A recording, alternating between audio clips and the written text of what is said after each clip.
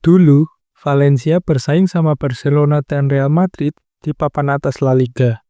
Pernah juara La Liga, juara UEFA Cup yang sekarang berubah jadi Europa League, dan pernah juara UEFA Super Cup. Pernah punya pemain-pemain bintang kayak David Villa, David Silva, Pablo Aimar, Santiago Canizares, dan lain-lain. Tapi, sekarang semuanya berubah. Jangan kita bilang soal persaingan gelar juara, finish di zona Eropa aja, mereka lakuin terakhir kali di musim 2018-2019. Bahkan, di musim ini, per video ini dibuat, mereka lagi berjuang dari zona degradasi. Terus, kenapa sih Valencia bisa di situasi ini? Sebelum ke sana, kita bahas dulu masa-masa kejayaan Valencia. Masa ini terjadi di akhir 90-an sampai awal 2000-an. Kita mulai di musim 97-98, waktu Claudio Ranieri jadi pelatih. Ranieri mulai ngebangun pondasi buat Valencia. Sebelum nyiptain duet Vardy Mahrez di Leicester, Ranieri nyiptain duet Gaisca Mendieta dan Claudio Lopez di Valencia. Selama 2 musim masa Ranieri, mereka jadi pemain andalan di Valencia. Di musim keduanya, Valencia bisa finish di posisi keempat buat mastiin mereka bisa ikut kualifikasi Liga Champions. Selain itu, Valencia juga jadi juara Copa del Rey dengan ngalahin Barcelona di perempat final, Real Madrid di semifinal, dan Atletico Madrid di final. Setelah Ranieri pergi, datang pelatih baru yaitu Hector Cooper. Dia juga ngabisin 2 musim di Valencia. Di masa ini, Valencia mulai nunjukin performa bagus di Liga Champions. Valencia, yang sebelumnya enggak diperhitungkan, malah bisa masuk final 2 kali berturut-turut.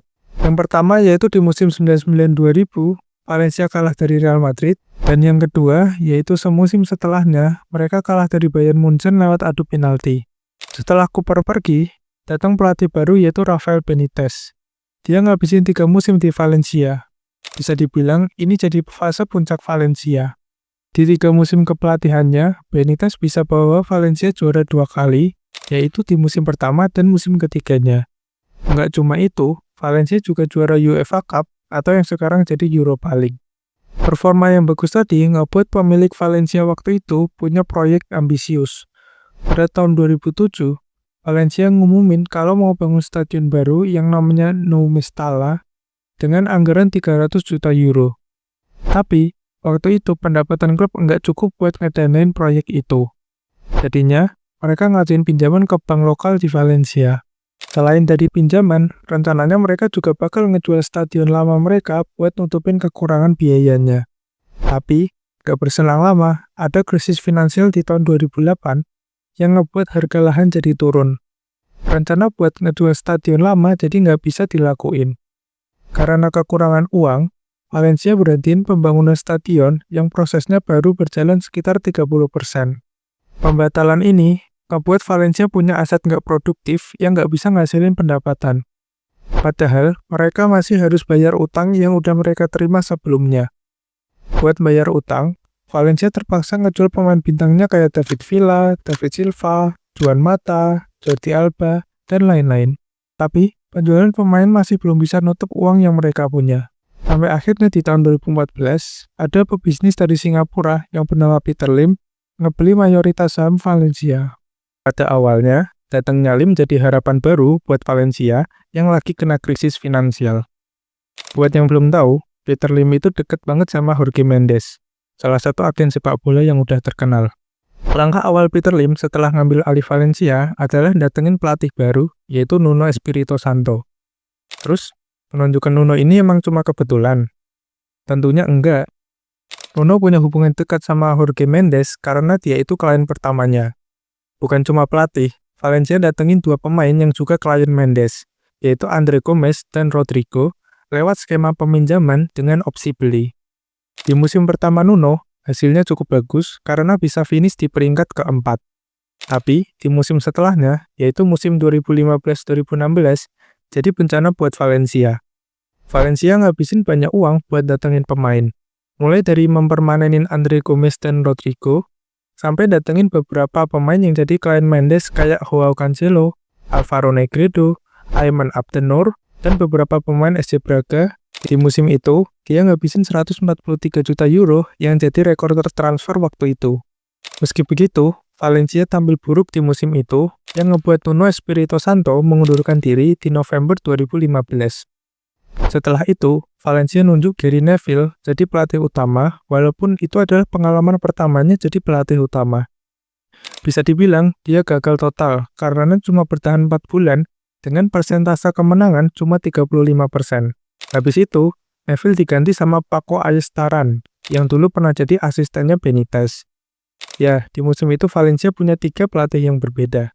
Mungkin kalian penasaran, kenapa Gary Neville bisa ditunjuk jadi pelatih Valencia waktu itu? Jadi, Peter Lim sama Gary Neville itu sama-sama jadi pemegang saham Salford City. Buat yang belum tahu, Salford City itu klub yang dipegang sama Class of 92, kayak Ryan Giggs, Paul Scholes, Nicky Butt, David Beckham, dan Neville bersaudara. Dari beberapa kejadian itu, para fans Valencia ngelihat kalau Peter Lim ngebuat kebijakan transfer klub mereka didikte sama satu orang agen. Selain itu, Lim juga ngebuat Valencia jadi bahan eksperimen buat ngasih kesempatan ke orang yang deket sama dia. Hasil yang jelek di lapangan, disertai pengeluaran besar di musim itu, membuat Valencia kehilangan banyak uang. Karena itu, di musim selanjutnya, yaitu musim 2016-2017, Valencia ngejual-jualin pemainnya kayak Mustafi yang dijual ke Arsenal, André Gomes dan Paco Alcácer ke Barcelona, dan lain-lain. Sementara mereka datengin pemain yang lagi-lagi adalah klien dari Jorge Mendes, yaitu Nani dan Ezequiel Garay. Di musim ini, Valencia masih belum bangkit dan cuma finish di peringkat 12. Baru di musim 2017-2018, Valencia mulai balik nunjukin performa yang bagus setelah mereka nunjuk Marcelino jadi pelatih. Dia bikin Valencia balik ke peringkat 4 dan bawa Valencia sampai ke semifinal Copa del Rey. Di musim selanjutnya, yaitu musim 2018-2019, Marcelino lagi-lagi bisa bawa Valencia di peringkat keempat di Liga. Selain itu, di kompetisi Eropa, meskipun sempat ikut Liga Champions, tapi dia turun ke Liga Europa dan bawa Valencia ke semifinal Liga Europa, dan kalah dari Arsenal. Yang paling hebat, Marcelino bawa Valencia juara Copa del Rey, ngalahin Barcelona di final.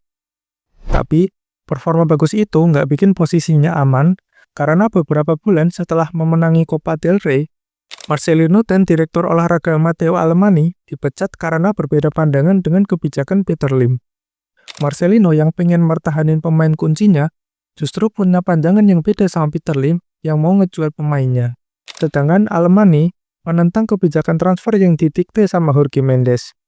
Perbedaan pandangan itu membuat mereka dipecat, padahal mereka jadi orang di balik bangkitnya Valencia.